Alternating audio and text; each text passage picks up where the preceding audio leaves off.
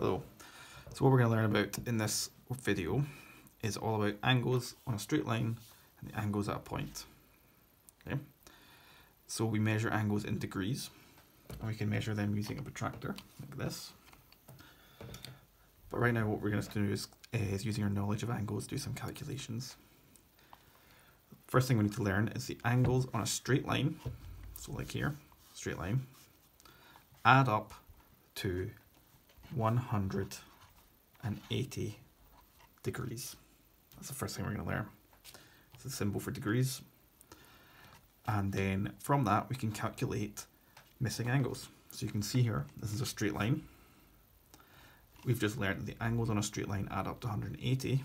So if that's 151 and that's A, to get the size of angle A, we would just do 180 take away 151, which is 29 degrees. Example 2. Again, it's a straight line. So to get B, we would just do 180 take away 36.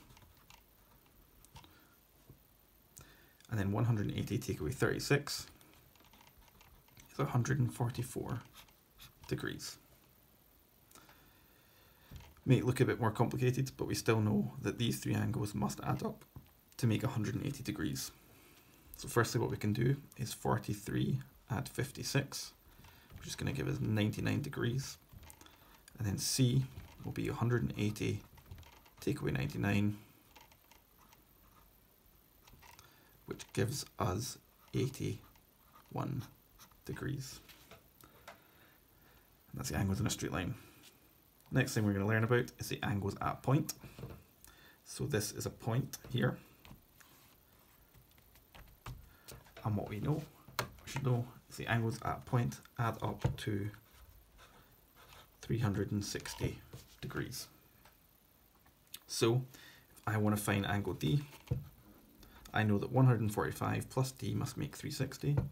So we just do 360 minus 145, which is 215 degrees. Example 2, I want to find angle E. Now this little square means it's a right angle, which means that that's 90 degrees. So the first thing we can do is 102 plus 90 is 192 degrees, which means that E will be 360 minus 192, which is 168 degrees. One last one. We need the angle F. Now, I could spend ages adding up 144 plus 36 plus 90 plus 67 and then taking it all the way from 360. But there's another thing we could do. If that's 90, this angle must also be 90 because the angles in a straight line add up to what? 180. So 67 plus F must equal 90 degrees.